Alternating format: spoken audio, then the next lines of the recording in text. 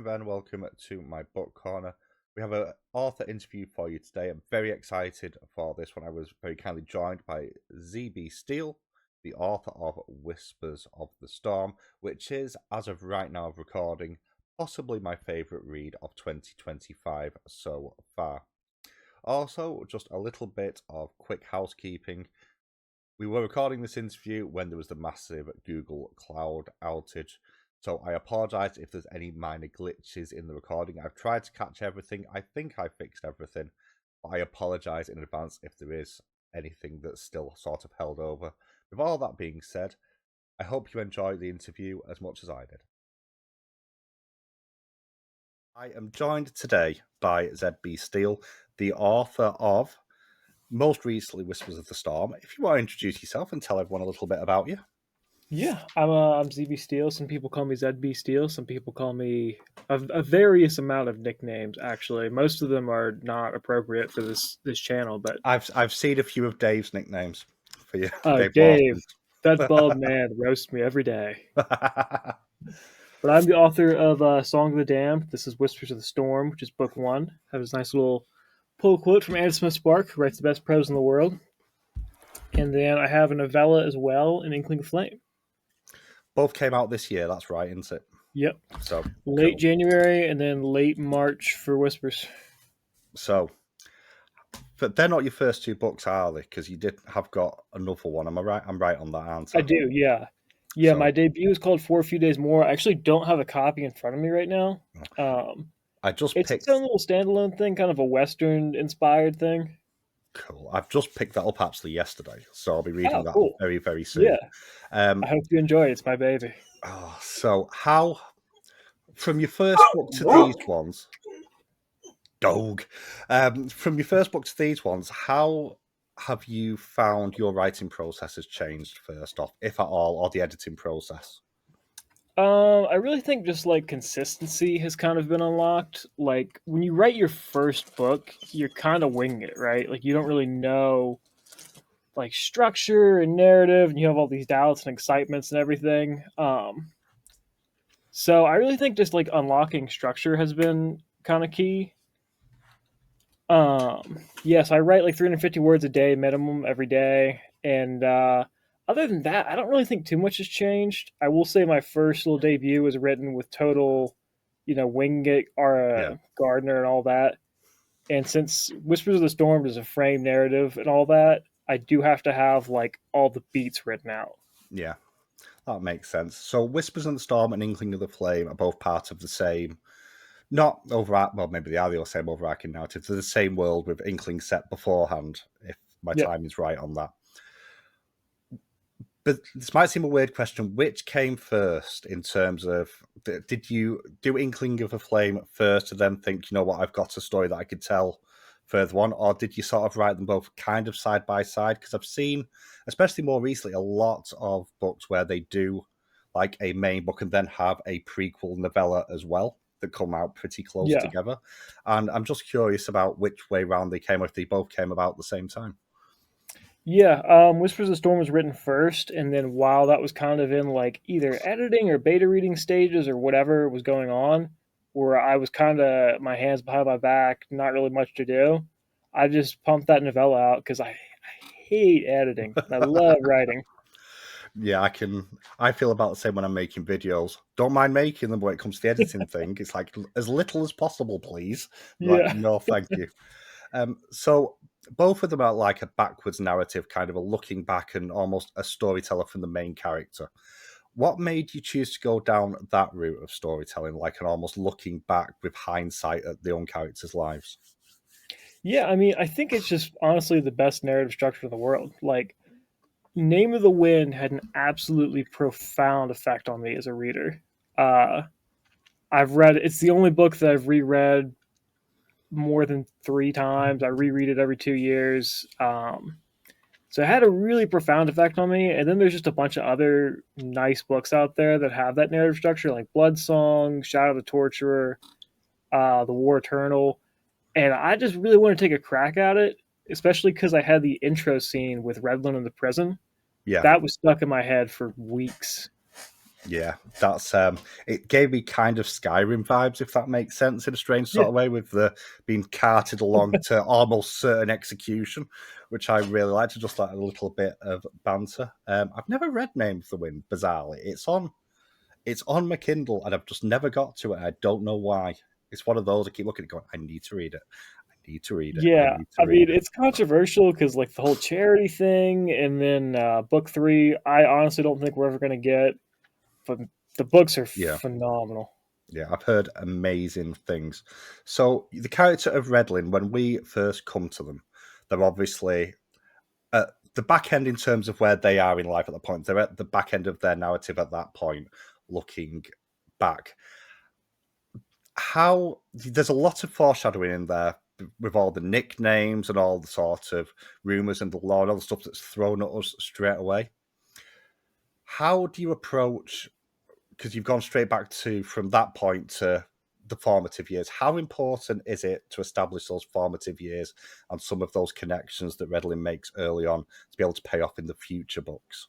Oh yeah, it's absolutely critical because I mean, ultimately, it is a character-driven story. I know there's a lot of plot going on. It's kind of fast-paced, but without the character relationships and the how did we get here kind of story, it falls apart because that's what the whole story is.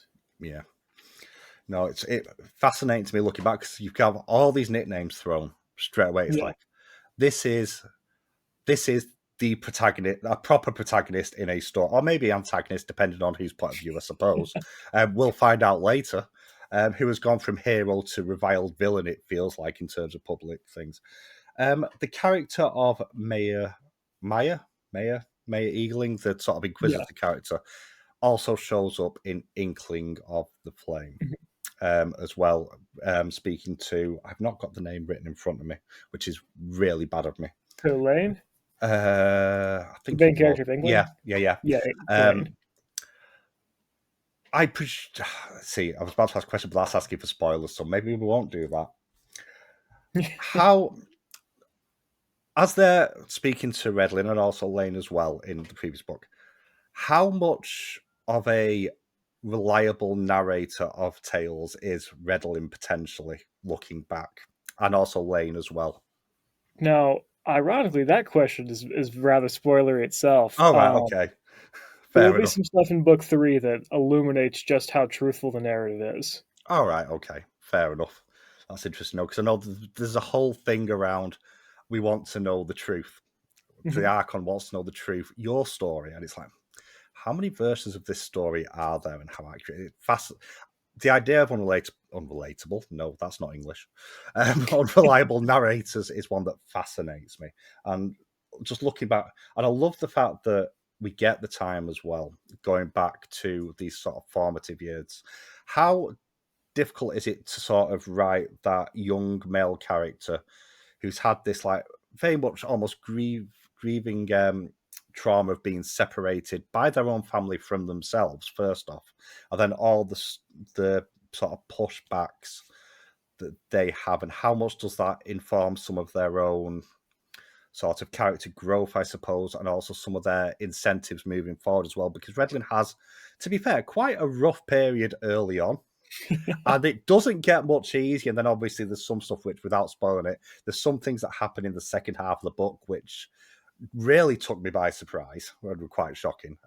Yeah. Thinking of the party scene specifically with one of the upper class. Yep. How Yep. how much do those sort of abuses, for want of a better word, inform his character going forward and some of the choices he's made? Because he's not always making great character choices, really, in Mhm. the grand scheme of things. Yeah. I mean, you've heard that expression of like hurt people, Yeah, and that's kind of what Redlin really is. Like at his even like as a full grown man, like as he's telling his story, he still really is just kind of like this hurt little kid who was left and now is like clawing back into the world. yeah, So that whole everything that he suffers kind of shines light on who he is and how he became what he became. yeah. All right. And how many books in the series is this going to be Hopefully at the three. moment? Hopefully three. So it's aiming at a trilogy. Yeah, could go into 4. I've always wondered, like, so the first one's like 130, 135,000 words. The second one should be like 150. And right now I'm expecting the third one to be like 220. All right, But okay. yeah, but if the third one goes to like 400 or something like that, and we're talking about 3 or 4 year wait, I'd Yeah, probably just split it into two. yeah, that's fair enough. And obviously, we've covered a load of characters that we meet like throughout like the first bit, especially the formative years. Some make it, some don't, as is always the nature in these sort of narratives. Is there ever a temptation to go and tell a bit like you've done, I suppose, with Inkling of the Flame, to tell a little bit of the short story from one of their points of view, either around the same time or like afterwards, just to give another point of view of the world and what's going on? Or is it something that you've not really Yeah, thought about yet? yeah. There's never been a particular one who really called to me. Yeah, Like a particular side character where I'm like, I have to write a novella about them. But I am planning on writing a novella just like while book two is in beta reading stage or whatever. And I'm kind of playing with like the idea of like I really like the common citizen, just yeah. the fucking nobody, Yeah, really. the person who stood there while everything's burning around them, just figuring out what's going on. Yeah, Yeah, yeah, yeah, yeah. yeah, Like the that's what I not. really like about an Inkling of Flame, if I'm allowed to gloat or Yeah, whatever, is like in the history books, Lane's not going in those books. no, Nobody cares about Lane at all. But Lane cares, and he tells his story the way that he wants to tell it. yeah. There's an amazing scene quite late on in that book where you have some overlap, and Lane is the one that walks away, as Yeah, best way to describe it, and it's like, wow, that's just so brutal. What happens? yeah. Well, Um, thank you for saying so. yeah. In terms of the world building, then, a lot of this is linked to the various religious orders set in the world and the various different undergods and the death of the overgod, for want of a better word. I suppose that's the best Mhm. word I can use for it. First off, how do you come up with the names? Because this fascinates me when anyone writes any sort of fantasy book. Where do you come up with the names for either the places or these people? Where's the inspiration come from? Yeah, I mean, some of them are just frankly homages. Like, I'll do it for my own little enjoyment, and sometimes people will see like, oh, there's a little, I know what that is, and then most of the times, depends on how obvious it is. Sometimes they just go right by, and then the other times I'll just be like playing with letters essentially. Like I'll be like, oh, I want this god or what this character to have a name that starts with this letter, and then I'll just start fucking Just throwing throwing stuff letters at down, it. seeing what fits. Yeah, It's fancy names. I mean, I love the fact that, first of all, none of them seem to have excess apostrophes in them, first off, where you yeah. just have to just do things. But naming fascinates me. And also the world in general. You have this world that's feels like it's beginning to splinter a little bit at the start of Redlin's story. And obviously, when you then fast forward, it's after everything has just apparently gone wrong. Quite a Yeah. narrow view at this point. Um, how do you look at building the sort of tension between, especially like the four religious pillars, I suppose is the best word, because you've got Teda, Samira, Otis, and Balin, Mhm. if I've got those right. How do you approach getting the sense of, first of all, equality between the, or inequality, I suppose might be the case, between these sort of powerful sects of religious belief? Mhm. And how do you build on the tension for that to, because obviously we're following one main character, so the assumption will be that they are going to win, inverted commas. How do you try and balance that to keep any surprises and in the narrative? Yeah, sometimes I'll just let the characters, like including the gods, kind of speak for themselves because I know where it's all headed. So sometimes I'll just kind of let them flow through me, if that makes sense. Yeah. And then the tension, I'm really trying to slow play it, but rise. Like I always think of that scene.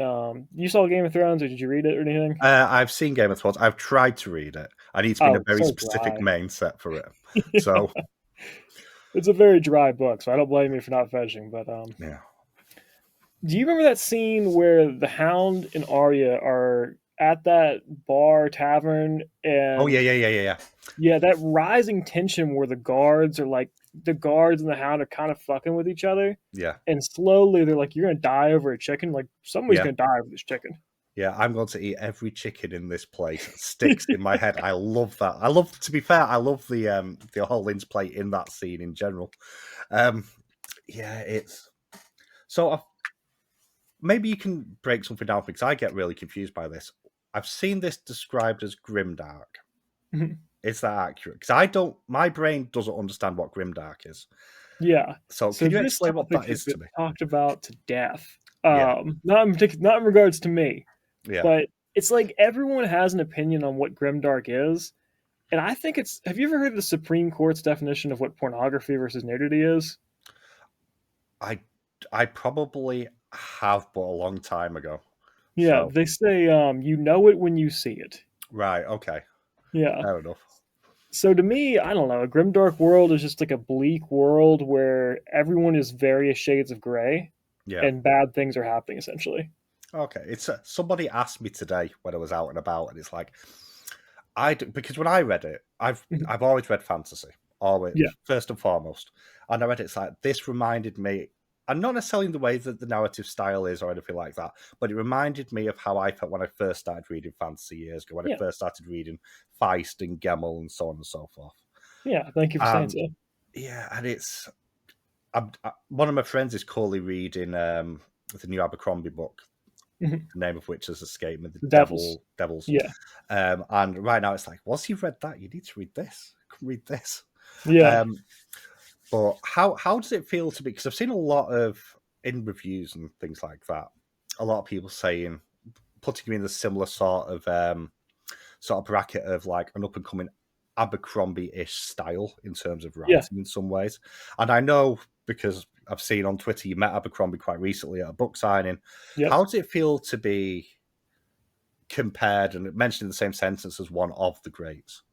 Dude, I mean, it's frankly the biggest compliment I can get. Like, because in my opinion, Abercrombie's the greatest who's done it, including Tolkien. Yeah. Abercrombie's the best. Those 10 books of First Law are just absolute perfection. So when people say like, "Oh, there's similar notes and whatever," like, yeah, it's the nicest thing anyone can say to me. Except for when they say it's like Rothfuss meets Abercrombie, because then it's just like that's peak. like I could retire now. we're, we're done.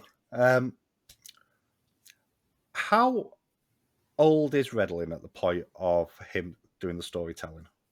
I can't remember if it says in the book. I So can't give you that answer either. okay, fair enough. Yeah, Digging for spoilers. yeah. I hate to do Yeah, this to you. I feel no, bad. it's all right. It's all good. This is what happens when I don't prepare. Um, but there we go. So you've mentioned obviously Abercrombie. I've never read Abercrombie, which will shock a couple of Really? people. Yeah, I was actually going to ask you where's a good place to start. Oh, the Blade itself. Played it, cool. I Yeah, I will. mean, the Blade itself is a really good book, and then everything after that is just immensely better. Yeah, that's always good to hear. Yeah, How do you avoid? So a lot of book ones in a series fall into a bit of a narrative trap quite often of because they've got to set, especially if it's set in a new world, they've got to set up this new world. There's the lore dumps. How do you avoid making something like this feel like an exposition dump? Because it absolutely doesn't. yeah. First off, Thank you for saying so. it's because I found the world building really organic, especially because you're going through like with a sense of looking back, but also you're learning stuff as the character does. But how do you approach actually? Because you've got the gods, you've got the religion, you've got the political situation, you've got the everyday stuff as well. How do you approach to make it, first of all, feel like a real living world? Yeah, And I also mean, it not just feels like so dry. yeah. That's probably just pretty much Steven Erickson's influence. When I'm writing, I'll try to think like it's kind of a subconscious thought. I don't really actively think this, but I'll be like, how would Abercrombie do this dialogue, or how would I don't know Anthony Ryan do this action, or how would Anna Smith Spark do this prose, or whatever. And then for world building, I always keep in mind Malazan. Have you ever read that? I've read book one a long Okay, so time you know ago. how like they don't explain shit Yeah, because why would they? You know, like if you and I were taught, the metaphor that I always use is like for Malazan and for my books, what happens is it would be like if you and I were talking about the Russian Ukraine war, yeah, but behind a glass wall is a Frenchman from the 1700s who Ah, can ask no questions but can hear us talking. So we'll say things like, "Oh, they fired M16s and missiles at Russia." And I'll be like, "I know what Russia is. I don't yeah, know what any of that other stuff is," and he'll figure it out as we talk. yeah, So yeah, I know exposition, lore dumps, all that stuff where it's like, "Hey, you reader," I hate that. That is one of my yeah, biggest pet peeves. yeah. It's something that I spoke to a sci-fi author that I spoke to recently called Rex Burke, who's a UK author, because he doesn't do world building really in his books. Mhm. And he does it entirely through dialogue, which was Same. which Yeah, bizarrely, because I came from Wheel of Time. I read that before Lord of the Rings, and Wheel of Time it's a bit dense when it comes to world building, a yeah, bit overly specific. I'm rereading it at the moment, and I'd never picked up how slight the world building was because of the use of dialogue. And I find it really interesting because obviously you've got these young men who are all sort of work together, and you've got almost that toxic masculinity, I suppose, is the best way I could describe it, going on within the group that you do sometimes find in all male groups, and the sort of competition that's going on and the bullying that's going on. And how how to word this? Okay, so during like the time in Ireland, Ireland, I don't know pronunciations. I'm so yeah. sorry. Um, Obviously, it's a very male-dominated environment overall for our main character, but you have the one character, um, Miku, who appears sporadically, Yeah. who nobody else seems to really notice. Just on a Mhm. side point, which I presume is spoilers for later, so I won't ask anything about that one. Um, how important was it, first of all, having a character like that to come in and sort of break up the sort of the everyday for Redlin as a character, and also you do have Alessandra as the character who's like the chosen, for want of a better word, of Balin, and it's like the head mistress of the school, who feels very different to everyone else around them. How important is it to have those contrast characters alongside the main character in a book like this? Yeah, I don't know if I would go as far to call it critical, but it is very important. Where you want to have foils, and you really want to have these not reflections, Yeah, but potentials. But I don't really think about it in terms like that, where it's like, oh, I have the stoic guard captain, so I need like like the mysterious woman or anything.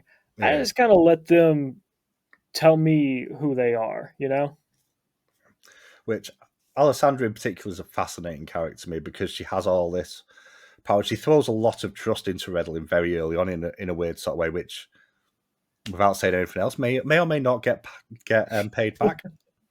Um, but obviously, you then have this situation where Redlin is determined to prove people wrong all the time, and you have this almost not ambition, but almost he's looking for recognition, I suppose, a bit of validation because of things that he's gone through. And that carries on all the way into the second half of the book when he's made a vanguard and he's going out into the world and being the thing that he maybe didn't necessarily want to be at the start. Yeah, How much of a, when they met up with the various people who were picked as vanguards from the other gods, how much of that realistically challenged his viewpoint of the world and sort of helped to expand him? Because obviously he's come from quite a small town into a very, very focused kind of yeah. area with in Ireland, and meeting these other gods. And there's some shape in there, I think it's fair to say. Doesn't see eye to eye with everybody. Um, how potentially important is that going to be going forward, especially with, we know at some point the over god is not there anymore. Mhm. How important is that sort of conflict with the other sort of disciples, for want of a better word, of the other gods, and also the similarities that he seems as well, because he does seem to build some connections quite quickly as well with Yeah. some rivalries with others very quickly as well. How important is that to inform his character growth potentially going forward? Yeah, I would say it's very important. Like the gods are kind of the central theme of it all. Like we kind of saw an inkling of flame. Like there's a holy crusade going on. There's a religious war breaking out. So And Redland, I think, is such an interesting character because he's kind of almost atheistic despite meeting gods. Like he's Yeah. like, I met them, but I don't really fucking believe in them. What are we talking about? Yeah, it did give me, in some ways, bizarrely enough, quite Discworld vibes from that, where, yeah, the gods are real. They're over there somewhere. Please stay away from me. That'd be grand.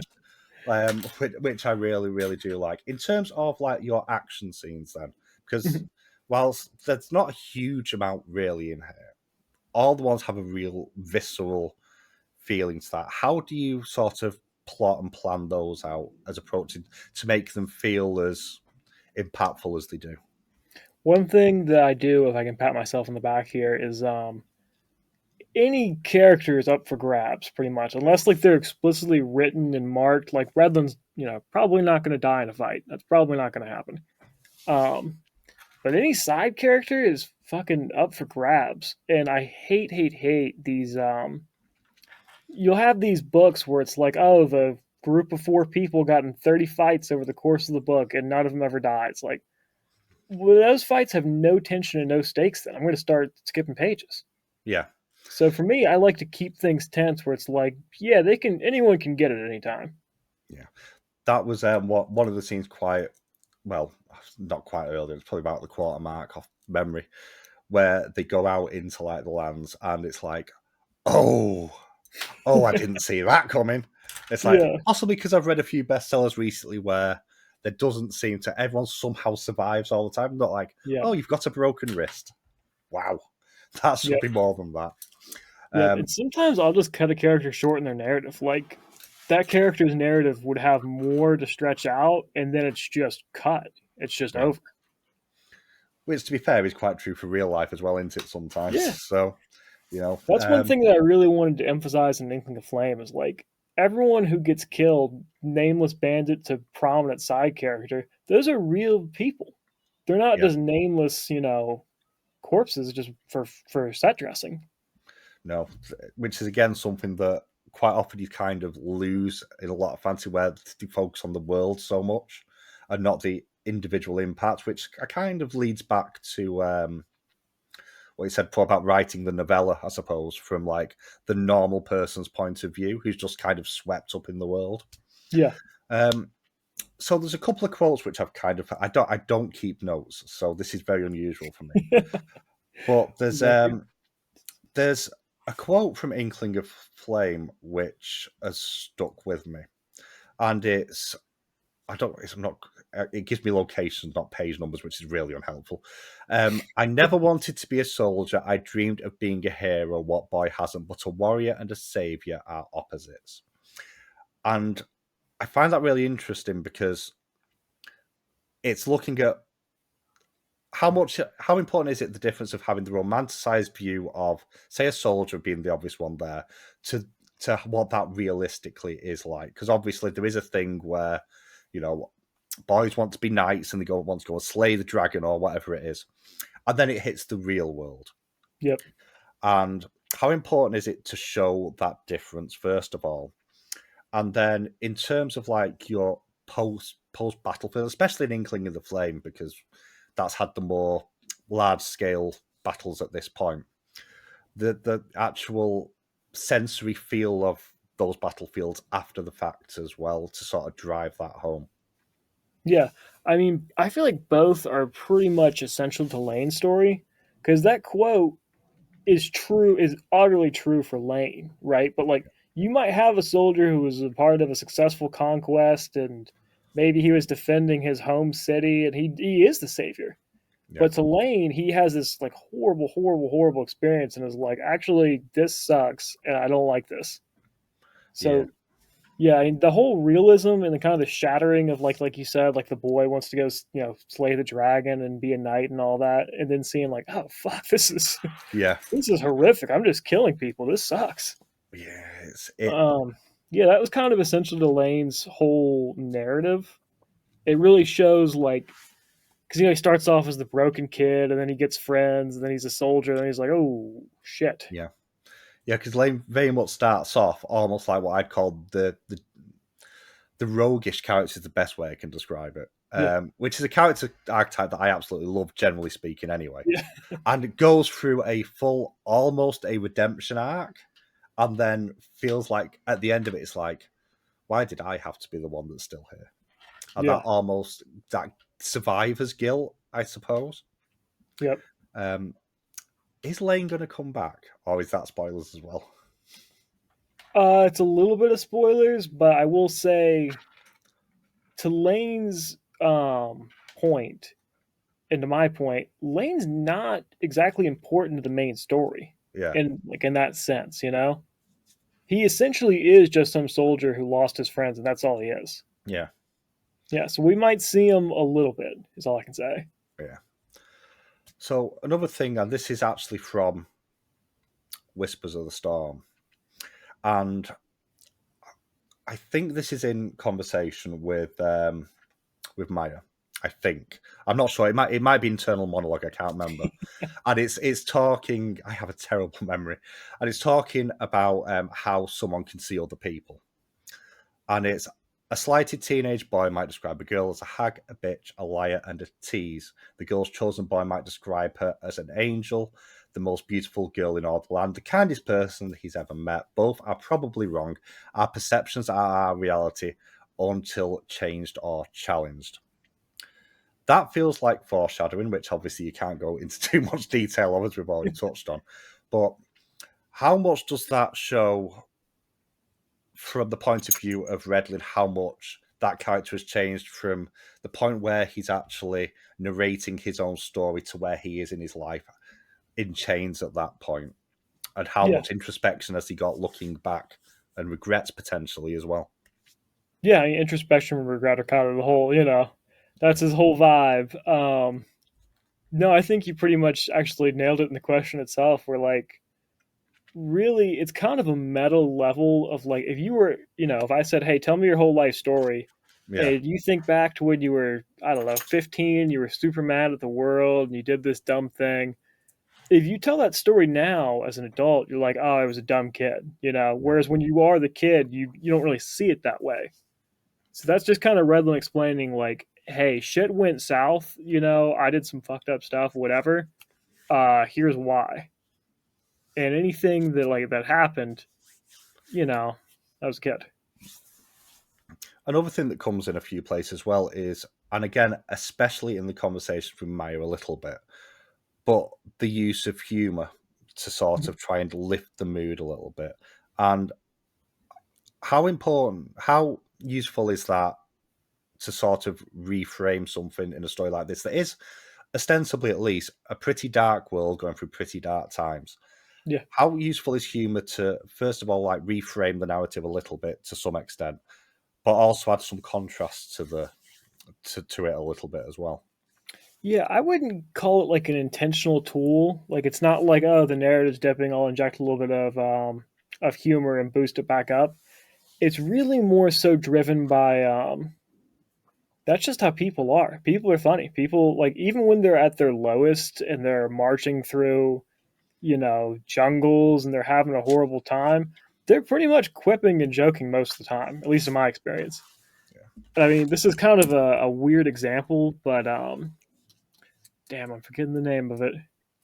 What's Bruce Willis's biggest movie where he's, in the skyscraper and everything? Die Oh, Hard. Die Hard.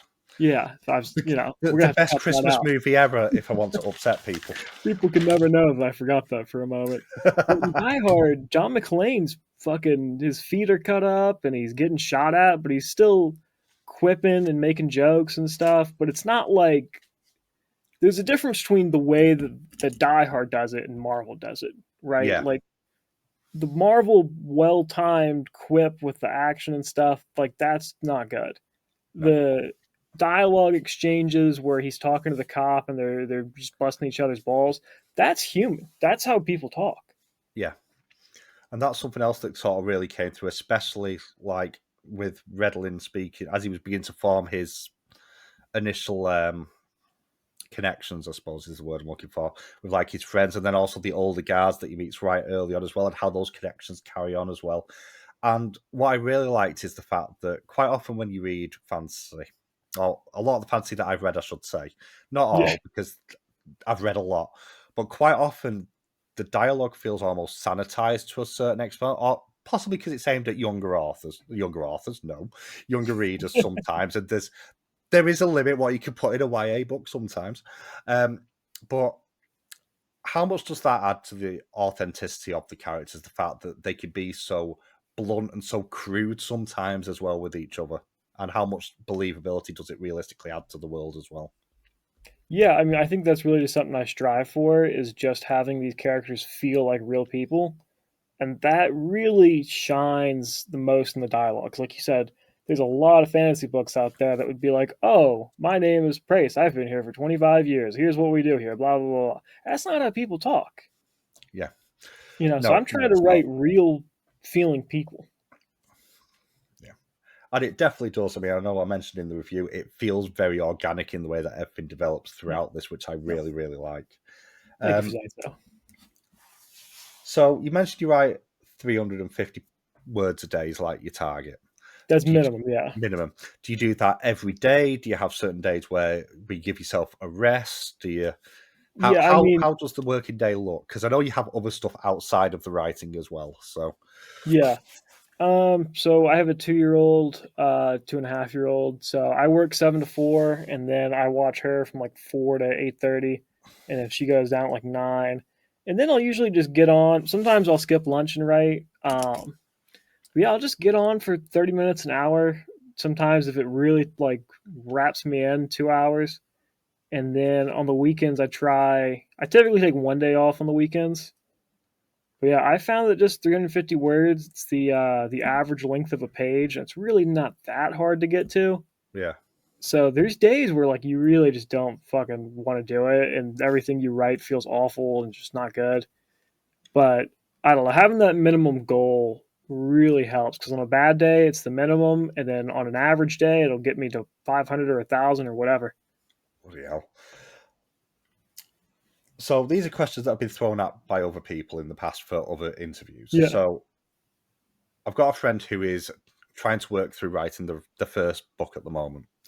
And what they have asked me to ask people is, have you ever suffered from writing block and how did you get over it, if you have? yeah. Writer's block, honestly, not really. I had, there's been a few times where I couldn't even hit the 350 after trying for an hour or two. But no, not really. Sometimes I'll just start like a little dump file. The closest thing to that I've ever had, though, I did have imposter syndrome, like bad. Yeah. Uh, During Whispers at like 25,000 words, where I had to ask another writer. I was like, please read this and tell me that I'm not fucking stupid and it's not the worst thing you've ever read. To which he did. He was like, yeah, this is pretty good. This is solid. Keep going. I was like, yeah, cool. Yeah. But if he had said like this sucks and you just start over, I don't know what I would have done. No. Well, that actually leads into something else, because what I've seen since I started BookTube, I've been on it nearly 3 years now. The indie community and the indie author community feels incredibly supportive, and the amount of people that I've found just bouncing through X, I hate to use that website as an example, I'm not calling it that. but I refuse. it's useful for something. How useful is it and helpful is it to have built what feels like a really good network, just seeing like the banter that goes Oh, on it's the there as best. well. Oh So yeah. Yeah, it's the greatest. I mean, I will say I don't recommend sharing the losses too much on public places, yeah, because it just kind of breeds like a bad atmosphere, and you want people to be excited for you. You don't want people to be sad for you all the time.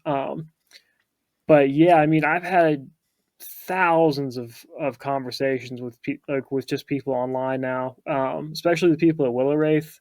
yeah, And yeah, I mean, whether it's been the best day of my life or the worst day, the indie community has always had my back. yeah. Absolutely. I'm so happy when I didn't start reading indies really till last year. Yeah. And I've read mainly indies for the last like 6 months. Loving Yeah. it. Just finished one that I know you've just reviewed, which is Cold Silver for Souls. I Great think that's book. the title, Yeah. Toy Tekken. Absolutely amazing.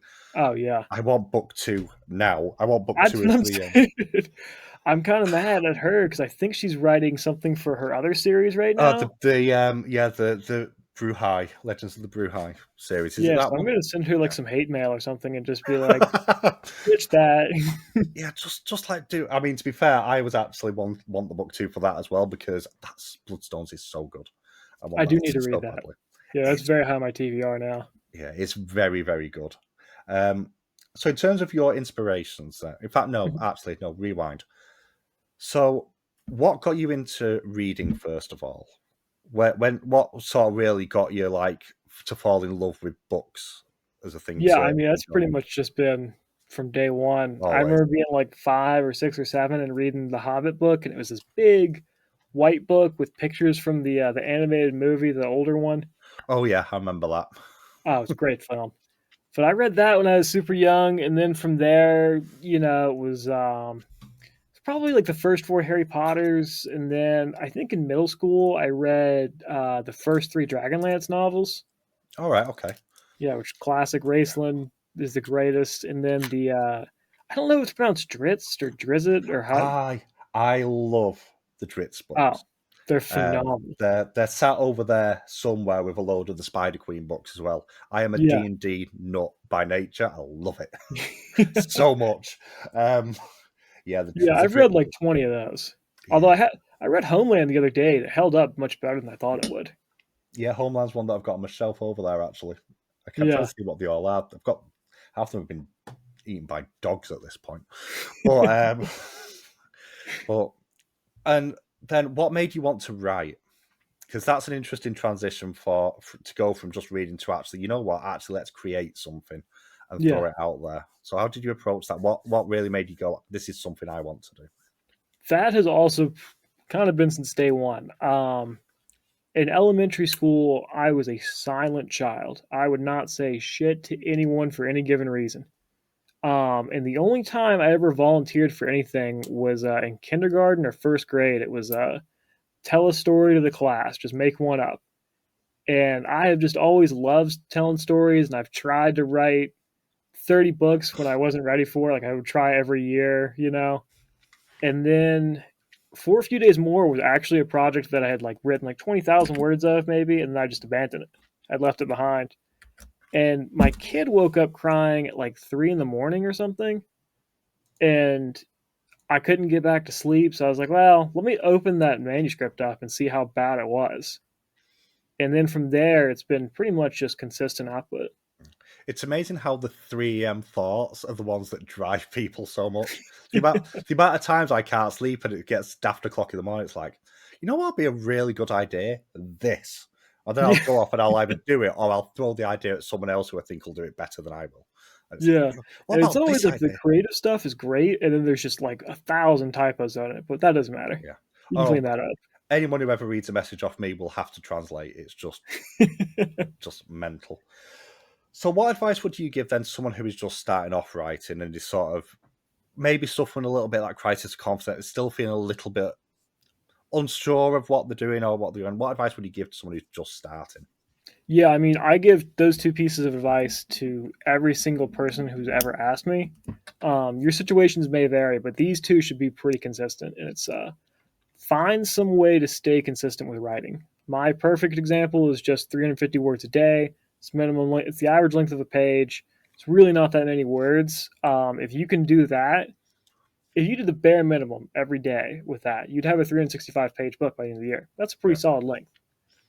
So that's one thing that I would say. And then the other piece of advice that I'll give anyone is you're probably going to have imposter syndrome at some point because you're entering writing. It's like the most storied, historic, whatever ring you can enter. Yeah. We were talking about like Shakespeare and Marcus Aurelius since like the dawn of time. People have been writing. Everyone has imposter syndrome, including the greats like Robin Hobb. I talked to her. She said that she's had it before, of course, and I think she still has it sometimes. I You got love to find Robin some Hobb. way to ignore it because it will kill you and it's just no good. So try if you have some kind of voice in your head that says I suck, whatever, you got to find some way to shut that voice up. Good advice, I think.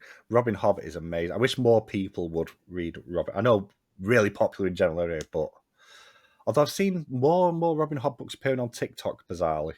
Yeah. Just TikTok has discovered Robin Hobb. It's like, this makes me happy. So Yeah. happy.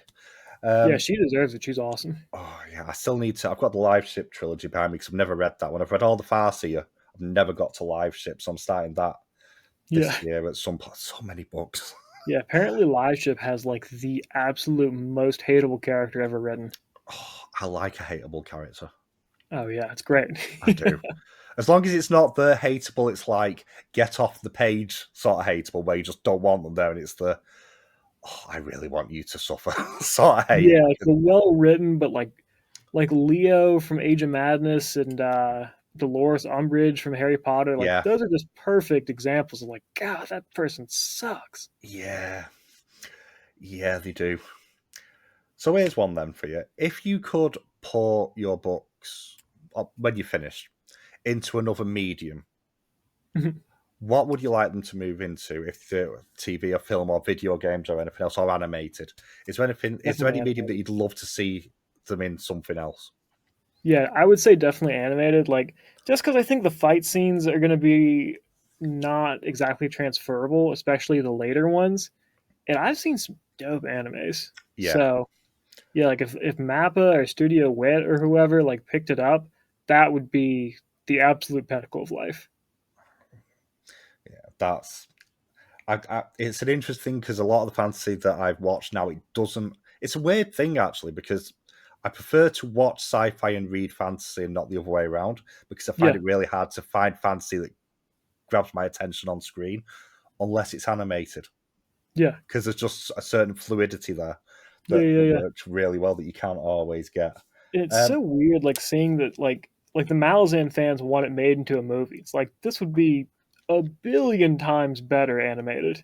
yeah, I feel very similar because Wheel of Time's just been cancelled by Amazon. Yeah, Just as it was getting better as well on a side point because they made some bizarre choices with that. But it felt like it should have been better. It felt like animated would have possibly worked, although there's a few issues with some stuff around there. But yeah, there we go. yeah. It does feel like they just jumped ship like right when it was getting good, which is just a Yeah, weird call. yeah. It's I've only watched a bit, and there was some cracking casting as well, just on a side point. But so in the books that you've written so far, do you have a favorite scene or chapter that you've written? Yeah, I would probably say when Redwood and the other vanguards are hunting the Reaper in the rain, Yeah, that scene I really like. Like just the imagery at the end of that chapter with the lightning and stuff. I really like it. yeah. That Yeah. was very dramatic. That Yeah. whole sort of and so tense as well. Like everyone felt so much out of their depth in a way that Yeah. they didn't expect as well, which was really really good. Um, I'm trying to read I can't read my own handwriting. This is wonderful. Yeah, me neither. Done that. Done that. So the intention is for this to be 3, maybe 4 books. Have you got any eyes on what comes after you finish this series, or are you fully focused on this at the moment? Yeah, I mean, ideas always like bubble to the surface and whatnot. I do think so. The first book that I wrote for a few days more, it has like a half sequel. It's a standalone. So the sequel that follows is set like 5 years later, same world, just like a different cast of characters. So that's written. I just have to go back and edit it. Yeah, So I'm probably gonna do that next. It's kind of I'm kind of all in on Song of the Damned right now. And then after those Hinterland books are written, who knows? The only thing I really for sure am like locked in want to do is when my kid is like 8 or 10, maybe I want to write her like a book where she's the main character and something like oh, that. that's so sweet and amazing. I really Yeah, like yeah, yeah, yeah, yeah. that. Really like Yeah, that.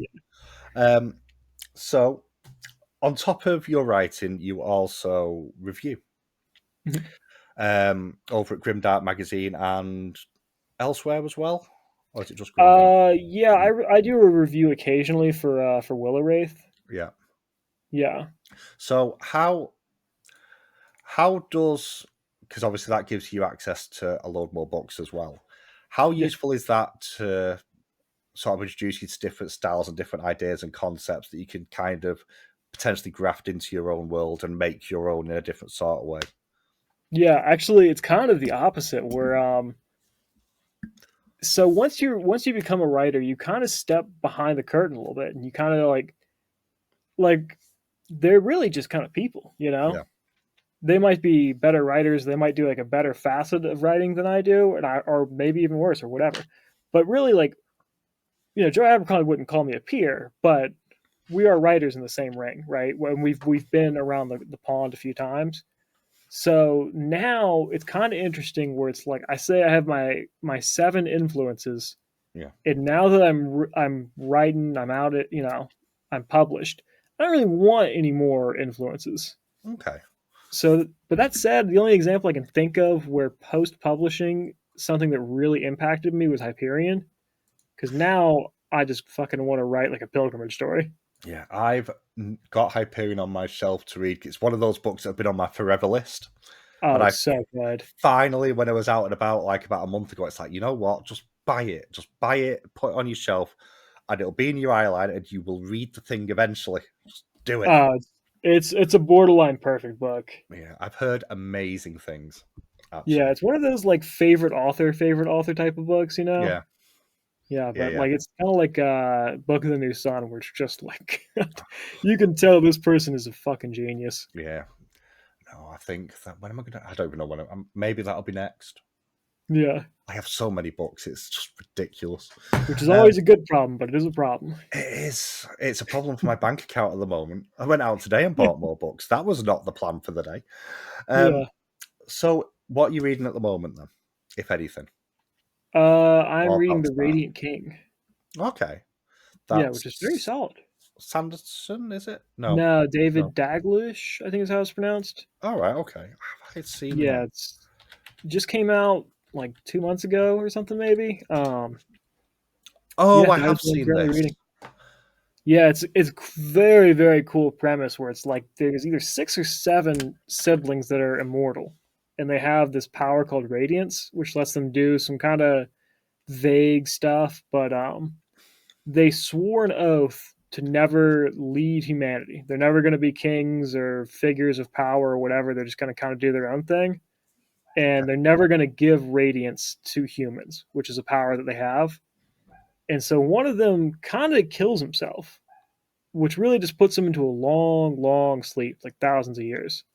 And he wakes up, and one of his brothers is like a religious figure. He's like the Pope, where he's leading a new empire.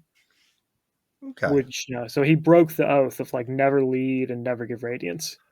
All right. Well, we need to be adding that to my list. It's a very cool premise, and so far it's been really rather good. Oh, I'll have to give it that one a check out. And obviously, again, indie author community. Lots of amazing indie authors that deserve a lot more love than they currently get. There's some amazing authors out there. Who would you recommend from like Yeah, people that you've met, which or not met, yeah. sorry, interacted Oh with, and man, you've read the stuff, should I say? yeah. My biggest shout outs right now would probably be Timothy Wolf is fucking incredible. I've read the 2 Silence books. Yeah, Absolutely amazing. I've got the other ones ready to read, and I know he's got a novella on pre-order. Was it Timothy Wolf? yeah. He Yeah, just announced that it's coming out yeah, sometime in July. yeah. So that's hit pre-order. The minute I saw it, it's like, Yeah, yes, please, gimme. yeah. I think he's just absolutely incredible. I think he's one of the best voices in the indie community. Yeah, Um, and Requiem of Dice, that's going to be like the main book following those 2 novellas. That's my most anticipated book, indie or trad, right now. I yeah. am fucking hyped for that.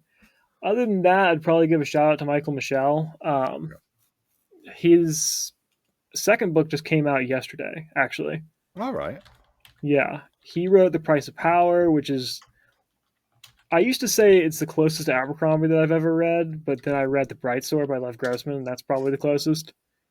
But still, The Price of Power is a 5-star book. The second book's even better. He's fantastic. But yeah, if you ask me this question on Twitter, I'll give you like Yeah. 60 recommendations because there's so many good indie books out there. There's so many. It's criminal how many there is. How with there being so many books, because I saw a statistic like not that long ago, it's like thousands of books released every day. How do you try and stand out from the crowd of that much out there? Yeah, I mean, I'm kind of getting some nice word of mouth right now, which is great because like word of mouth is like always going to be the main giveaway. You know, like if your buddy comes up and says this is a great book, you need to read it, whatever. That that's a main ticket. Other than that, I really just tried to get it in the hands of some reviewers, and then kind of did a little bit of a snowball effect where like maybe there's a higher reviewer who like doesn't really take as well to because he gets 1,000 asks a day. But if you say, Yeah, hey, this reviewer, this reviewer, this reviewer gave it 5 stars, whatever, that might entice them a little bit more. And actually, now that you said that, that is probably something I want to go back to your point about like what advice do you give to new authors? This is kind of a harsh thing to say, mm, but like you said, there's thousands of books that come out every day, and every single one of them has an author who tried their best, put in hundreds, thousands of hours of work, whatever. And it sucks as an author because like you put in all this work, but so did everyone else. So that doesn't mean anything. That's yeah, kind of the bare minimum. So to really, you have to make yourself stand out. There's not just some hidden collective of readers out there who are looking at every indie book that comes out day one. no. Yeah. There's a lot. There's so much that just lands every single day. It's actually I never realized how many there was until I actually went and looked, and it was like, oh yeah, there's 4,000 a day released. Oh, what? How? Yep. How is there so many books? Yep. So in terms of you have paperback and ebook at the moment, Yep. are you considering doing audiobook, or is that something you've not even thought about yet? Yeah, I got some stuff in the works right now. I got a very exciting email the other day about some kind of opportunity that I can't really divulge too much of right Yeah, now. But yeah, that's definitely in the works. It's a pain in the ass to be yeah, honest, but I know so many people with commutes and stuff who only do audiobooks. I think that's even if it ended up making me no money via audiobook, but it yeah, just got the story out there, I could definitely live with that. yeah. Because I know somebody asked me about that the other day, and it's like, oh, I'll ask that question. Yeah. Um, so I think that's everything. But Yeah. where can you get your books? They're on Amazon, or you can buy them directly from me. I have links on socials and stuff.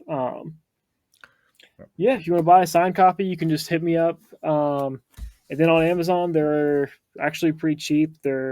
I think an Inkling is 99 cents, and then Whispers of the Storm just went back up to 2.99. I had this little birthday sale last week, and it's on Kindle Unlimited too. Yeah, But those are pretty much the only avenues at the moment. yeah. Which highly recommend both the books. Absolutely amazing. Whisper of the Storm is still tied at the moment for my favorite read of the year. Oh, what am I tied with? So you're tied with C.M. Kaplan's book 2, Diplomacy of the Knife. What a fucking cool title that book is too. Yeah, Yeah, it's Connor's awesome.